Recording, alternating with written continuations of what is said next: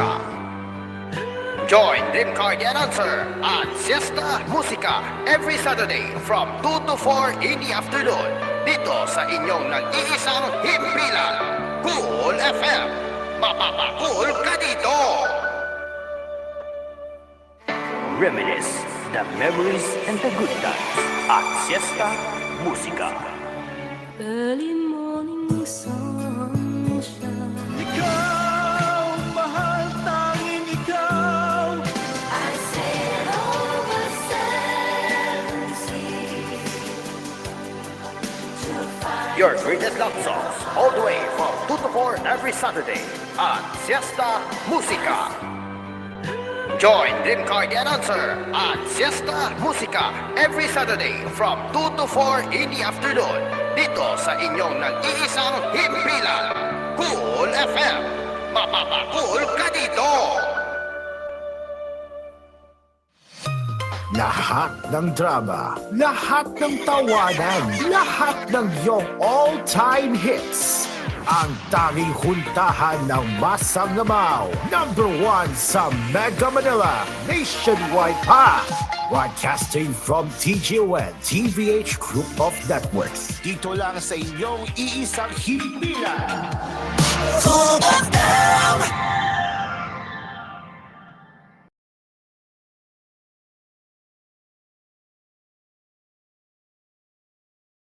You are listening to Cool FM. Live from Cool Studios. This is Cool News at 6.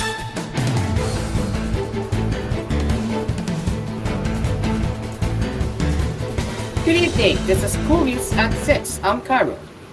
Vice President Sara Duterte said she would not attend the House hearing on the alleged misuse of her office funds and urged the lower chamber to terminate its prompt.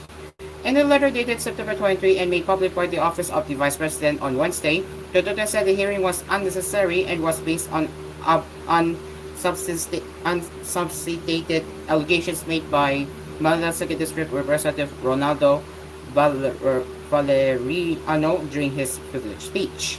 Duterte said such claims can be easily verified through accomplishment reports submitted by the OVP and Commission on Other Reports.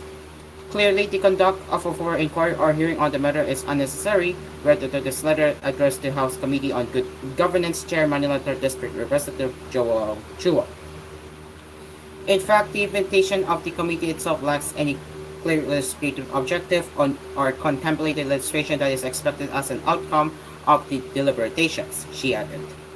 Duterte also argued that the House rules of procedure governing inquiries in aid of legislation do not conform to the 1987 Constitution, as the rules do not distinguish between inquiry and investigation and persons and witnesses. It must be emphasized that ambiguous rules or unconstitutional rules of procedure are violative of the right to due process of persons appearing before committee hearings, she claimed.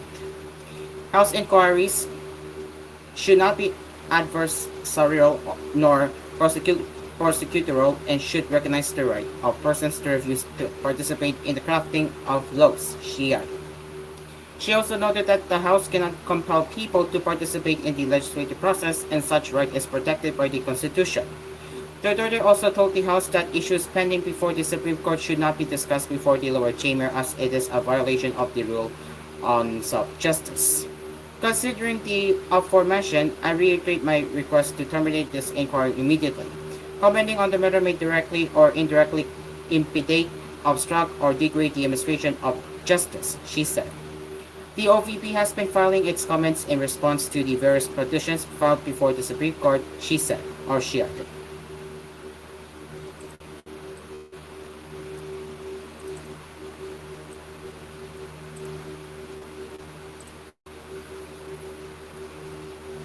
Dismissed Bamba Mayor Alice Guo during an executive session with the Senate panel on women revealed a crucial personality linked to the operations of Philippine offshore gaming operators POGOs in the country. Panel head Senator Risa Hontiveros disclosed this information in a statement on Wednesday. I am not fully satisfied with her statements during the executive session, although Guo Huaping confirmed one crucial personality, said Hontiveros. This corroborates a theory that the committee shared a month ago, she added.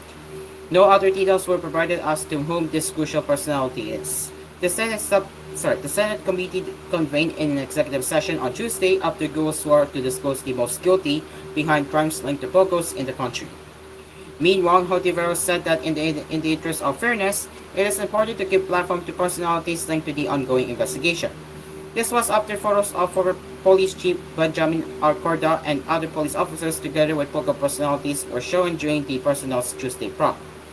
In a separate message to reporters on Wednesday, Senator J.B. Erjosito said the executive session held was an icebreaker, adding that he is hoping that more details will be divulged in the next closed-door discussion with his colleagues and the dismissed Bamban mayor.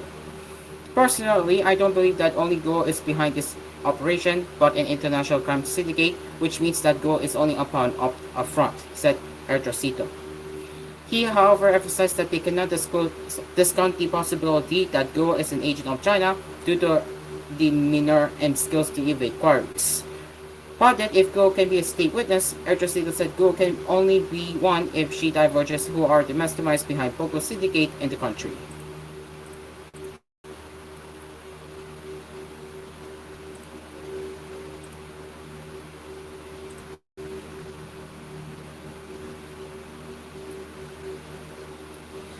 Despite Tony Yang's confirmation that he is a Chinese citizen with a Philippine birth certificate, Justice Secretary Yesus Crispin Remula said on Wednesday that following criminal charges will take precedence over his deportation. Remula made the statement when asked whether Yang's admission could lead to his immediate deportation to China. We have a choice between immediate deportation and filing of criminal cases. I think that filing of criminal cases takes precedence now, said Remula in a press conference. He said Yang is actually a national security problem that cannot be treated as an isolated case. While deportation is the easiest resort, Remula noted that it would not solve anything. We really needed to know how far he will go, and he will be really punished. It has to go with punishment so it doesn't happen again. Deterrence can only be achieved with the certainty of punishment, he said. Yang attended a Senate panel on women's prop into illegal Philippine offshore gaming operators on Tuesday, where he admitted to illegally acquiring Filipino citizenship to form several companies, including a steel manufacturing firm that allegedly hosted a pogo in Misamis Oriental. Justice Undersecretary Nicholas T.Y., who was also present at the press conference, said the National Bureau of Investigation and Fiscal Authorities in Region 10 are checking for possible cases that might be filed against Yang. Cases that are looked at here are, for example, falsification of documents and also the illegal use of illegal aliases, he said. He added that the Department of Justice, the National Bureau of Investigation, the Bureau of Immigration, the Anti-Money Laundering Council, and the Presidential Anti-Organized Crime Commission will coordinate to investigate Yang's businesses, including his alleged ties to Pogos.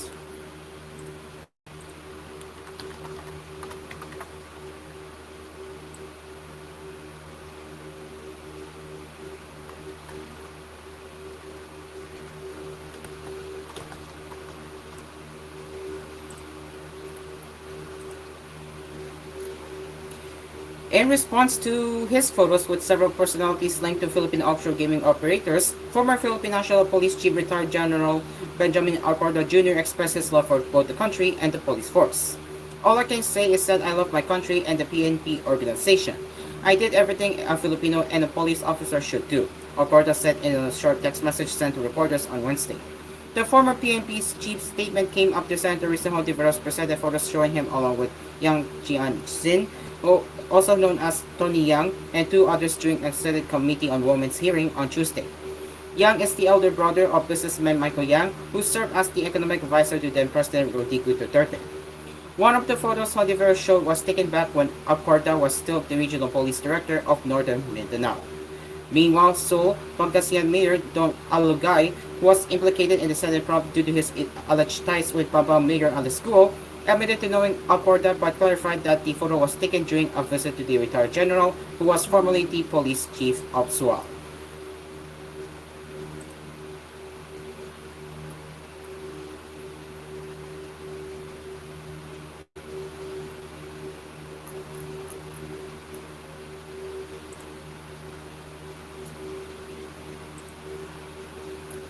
And defending the proposed budget of the Office of the Vice President was kind of frustrating and would have been easier if only the agency were cooperative, according to Lanao del Sur Representative Zia Alonto Adion.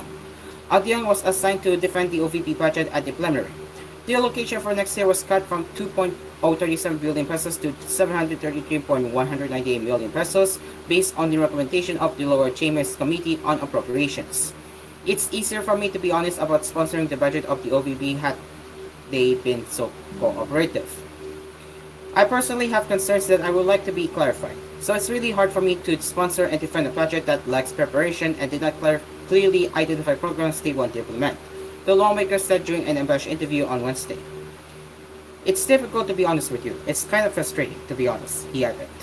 Adion likewise noted that they purposely scheduled the deliberations on the OVP budget last, in case Vice President Sara Duterte changes her mind or if the representative attends the preliminary debates.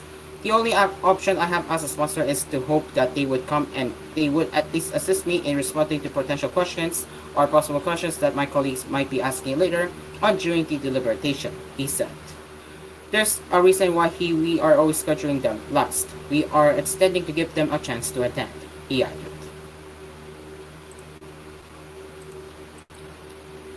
It is now 6:10 in the evening, and we will have more headlines coming up right here on koolNews at 6, so stick around people, we will be right back.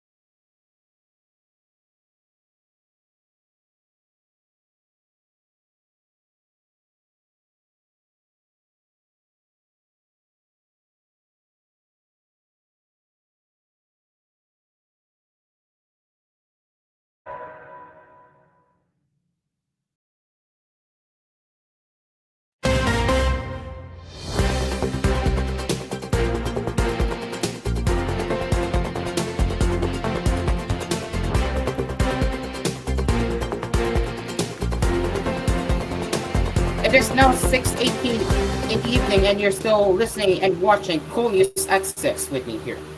Let's continue with the headlines. A magnitude 4.3 earthquake struck Bula town in Camarines on Wednesday afternoon, the Philippine Institute of Volcanology and Seismology PhilFox reported. In the bulletin, PhilFox said the earthquake was located west of Bula in Camarines and struck at 3:52 p.m. It was tectonic in origin and had a depth of 154 kilometers. There are no expected damages and aftershocks, the agency added. Earlier Wednesday, a magnitude 4 earthquake hit Jomalik in Quezon Province. Intensity 1 was raised in Jose Panganiban in town in Camarines Norte Province. A reported intensity is the strength of an earthquake as felt and reported by people, while instrumental intensity is measured by an intensity scale according to PhilFox. A heated exchange transpired between Senators Alan Peter Catiano and Juan Miguel Zubiri at the Senate session hall on Tuesday evening, but Senators on Wednesday maintained that lawmakers are only humans who sometimes get overwhelmed with emotions. Catiano and Zubiri bickered over the adoption of a resolution seeking to include 10 impo barangays into 2 legislative districts of Taguig and Pateros and confirming the increase in the number of councilors in each area for fair and equitable representation. In an unabashed interview on Wednesday, Senate President Francis Escudero said it was not the first time such an incident occurred in the upper chamber. We are only humans. Members of the Senate are passionate about their advocacies and sometimes emotions run high. I am one with those who apologize because it was already late, and we were probably all tired because of the task we did for the day, he said. The Senate President said the incident happened while the session was suspended, so it was not placed on the chamber's records. They immediately reconciled and apologized to each other, Escudero said. I will repeat, we are only humans. Sometimes our emotions are high, especially if it's about things we believe or are fighting for, and we advocate. That's why I hope you also understand. Like you, we also use the restroom, and sometimes get overwhelmed by our emotions, he added. In the viral video, Catiano and Zubiri were seen raising their voices at each other. At the height of the argument, Senator Pia Catiano proceeded to hug her younger brother. Senate Deputy Majority Leader J.V. Ertrosito likewise rushed to stop the Zubiri and Alan Peter. In the separate press conference also on Wednesday, Ertrosito was pressed to disclose what he thinks of the squattable. That's how democracy is. We don't have the same opinion or points of view at times. Sometimes there are those who are passionate and emotional. Of course, you will feel that way if it's important to you. At least we're only humans, and it just shows that democracy works and that there are varying opinions. But in the end, all's well that ends well. At least they reconciled in the end, he said. Meanwhile, Senator Ronald De La Rosa said it's not a good incident to occur in the chamber's plenary, but he emphasized that it just shows how serious Zubiri and Catiano are in their jobs. It just showed how intense they decided to fulfill their jobs as senators. That's why it came to a point that they raised their voice. The good thing is that they did not hurt each other. They just raised their voice. It's good. I am informed that they immediately reconciled, he added.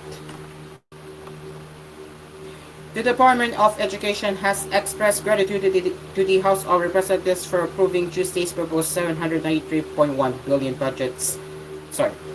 pesos budget for next year. The budget breezed through the plenary after around an hour of questioning. Education Secretary Sonny Angara said the approved allocation supports programs and initiatives geared at constructing DepEd classrooms, rehabilitating school facilities, and implementing the agency's computerization program, among others. We sincerely thank Speaker Martin Romeo Aldez, budget sponsor Representative Maria Carmen Zamora, and the entire House of Representatives for their dedication to uplifting our education system. This budget reflects our shared commitment to unlocking the full potential of every Filipino learner, Angara said in a statement on Wednesday.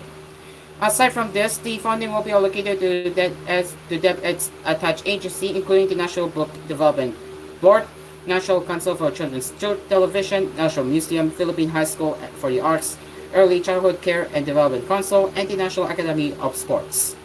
Up to 5 lawmakers who questioned or supported the budget, Angara acknowledged the constructive feedback from ACT Party List Representative Franz Castro.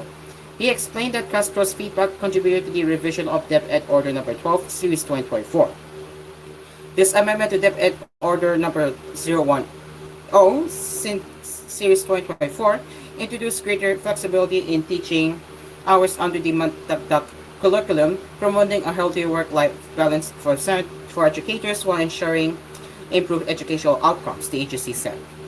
During earlier deliberations on the DepEd's budget, lawmakers praised Angara's exemplary conduct, noting that the hearing went smoothly.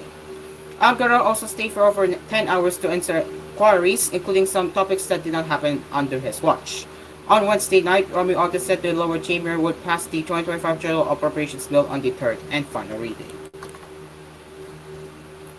A dismissed immigration agent was arrested in the Department of Justice premises for scamming on Tuesday afternoon, the agency said on Wednesday. In the press conference, Justice Secretary Jesus Crispin Remulla said the suspect, who has a mental health condition, was presenting himself as an agent of the Bureau of Immigration despite his dismissal from the service. He was also carrying an unlicensed gun.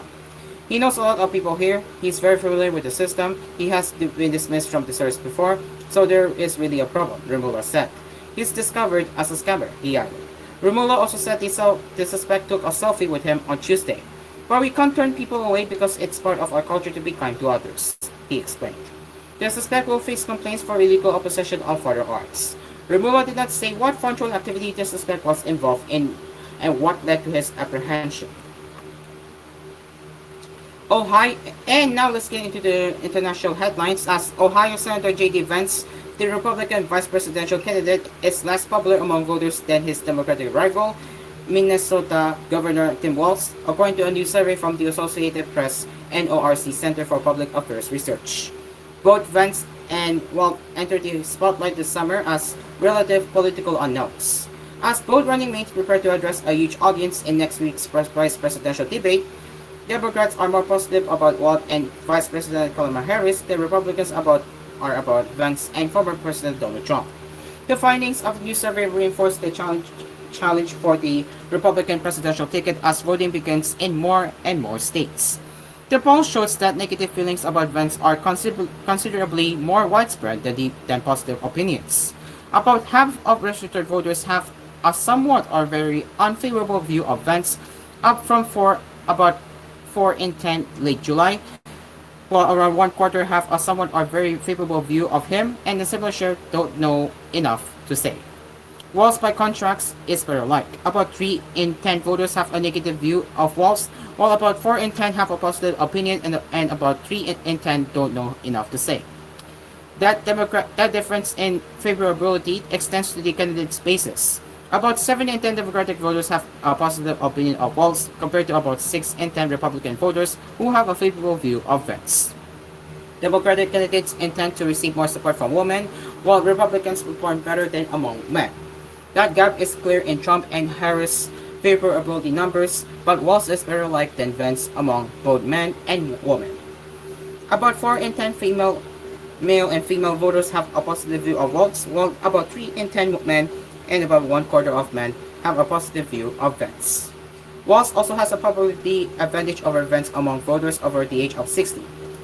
Half of voters in this group view Walz somewhat or very favorably, while about 3 in 10 have a similar opinion of Vance. Walz is a little weaker than Harris among black voters and women. Despite his strengths over Vance in some areas, there are also some key Democratic groups where Walz still has work to do. About 3/4 of black adults have a favorable view of Harris, while roughly half say the same about Walz. She is also viewed more positively by women. About 3 in 10 women don't know enough about Walz to have an opinion. In general, though, neither of the vice presidential candidates outshine Harris or Trump among major Democratic groups, and they remain less well-known than the presidential nominees, even among groups that are traditionally part of each party's base. For example, about one quarter of white voters without a college degree don't know enough to say about Vance, and around 4 in 10 voters between the ages of 18 and 29 don't have an opinion of Walz. This means their popularity could continue to shift as their national profiles rise. Meanwhile, Donald Trump said Wednesday there were big threats on his life posed by Iran after the Republican presidential candidate's campaign team said U.S. intelligence warned him of real and specific threats from Tehran. Big threats on my life by Iran. The entire U.S. military is watching and waiting, Trump wrote on his Truth Social platform. Moves were already made by Iran that didn't work out, but they will try again. I am surrounded by more men, guns, and weapons than I have ever seen before, he said following increased scrutiny of the U.S. Secret Service since two attempts on Trump's lives this year. Trump's campaign team said in a statement Tuesday that U.S. intelligence had warned the former president of real and specific threats from Iran to assassinate him. It was not immediately clear if the threats referred to by the campaign and Trump himself were new or threats that had previously been reported. And finally, in showbiz here, while Fumi Sankei remained numb on the status of his relationship with Kate Valdez, the beloved Big Brother alum said he's so happy with the actress' company. Sankei briefly addressed his budding romance with Valdez on the sidelines of a restaurant chain's lunch when asked about the couple's story. The content creator admitted that vlogging alone for 5 years is tiring, but while entertaining the idea with Valdez, they decided to start a channel earlier this month. It is now 6:29 in the evening, and that is it for koolNews at 6. We will be back again with more news headlines later with koolNews Prime Time at 9 with DJ Momo. Until then, I'm Cairo. We will see you later. Good evening.